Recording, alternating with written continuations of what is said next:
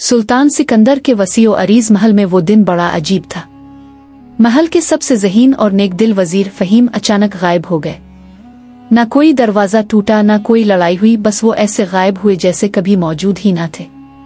सिपाहियों ने पूरे महल का चप्पा चप्पा छान मारा, लेकिन कोई सरा नहीं मिला। दरबार में खौफ का आलम था। कुछ कहते ये जादू का काम है, कुछ का ख्याल था कि किसी ने वजीर को अगवा कर लिया है। लेकिन सबसे ज्यादा परेशान सुल्तान का बेटा शहजादा अदील था, जो वजीर फहीम को उस्ताद की तरह मानता था। एक रात जब सब सो रहे थे, शहजादा अदील महल के एक पुराने हिस्से में जा निकला जो बरसों से बंद पड़ा था। अचानक इसे एक मध्यम सी रोशनी दिखाई दी।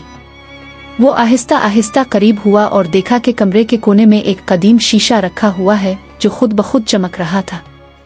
जैसे ही शहजादा इसके करीब पहुंचा, शीशे में हलचल हुई और फिर अचानक वजीर फहीम का अक्स इसमें नजर आया। वो किसी और दुनिया में कैद दिखाई दे रहे थे, मदद के लिए हाथ हिला रहे थे, लेकिन कोई आवाज नहीं आ रही थी। या अल्लाह, वजीर फहीम शीशे में कैसे कैद हो सकते हैं? शहजादा हैरत से पीछे हटा। अचानक शहजादा के जहन में एक ख्याल आया।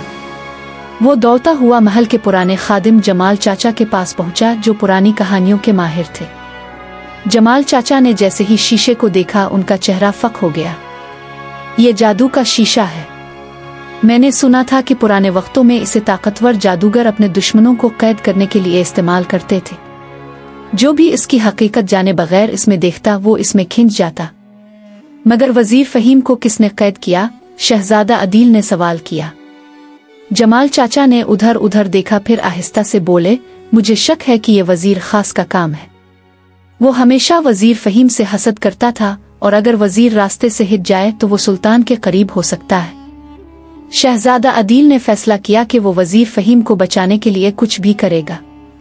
जमाल चाचा ने एक पुरानी किताब निकाली और कहा, इस शीशे में दाखिल होने के लिए तुम्हें ये अल्फाज पढ़ने होंगे, नूर हकीकत रा दुखा बातिल का पर्दा चाक हुआ। जैसे ही शहजादा ने ये अल्फाज पढ़े, शीशे में जबरदस्त रोशनी भरी और एक झटके के साथ वो शीशे के अंदर चला गया। शहजादा अदील को लगा जैसे वो किसी अजीब और गरीब जगह आ गया हो। आसमान सुर्खी माइल था, दरख्त सिया और पत्थर भी चमक रहे थे।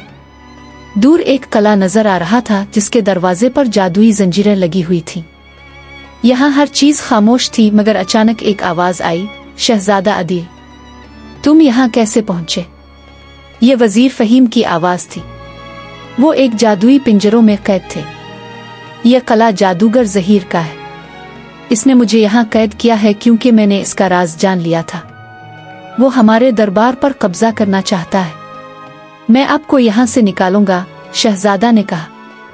मगर जैसे ही वो पिंजरों के करीब पहुंचा, अचानक एक तेज हुआ चली और एक खौफनाक आवाज गूंजी, तुमने बहुत बड़ी गलती कर दी शहजादा अदील। सामने एक लंबे कद का सिया लिबास पहने जादूगर ज़हीर खड़ा था। इसकी आंखों में सुर्ख चमक थी। अगर तुमने वजीर को आजाद करने की कोशिश की तो तुम भी हमेशा के लिए यहीं कैद हो जाओगे, जादूगर बोला। मगर शहजादा अदील ने हिम्मत नहीं हारी। इसने अपने साथ लाई गई किताब खोली और एक सत्र पढ़ी, हक की रोशनी और बातिल का जवाल। अचानक शीशे से एक सुनहरी रोशनी निकली और ज़हीर जादूगर पर पड़ी। वो चीखा और आहिस्ता आहिस्ता इसका जिस्म खत्म होने लगा। नहीं, यह मुमकिन नहीं।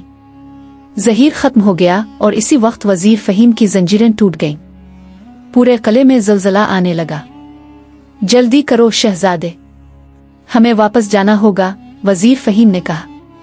शहजादा और वजीर फहीम जैसे ही जादुई अल्फाज दोबारा पढ़े, वो दोनों एक धमाके के साथ वापस महल में पहुंच गए।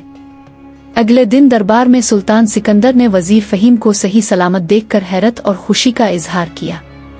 जब हकीकत खिली कि वजीर खास ने ही ये साजिश रची थी, तो सुल्तान ने फौरन इसे कैद में डालने का हुक्म दिया।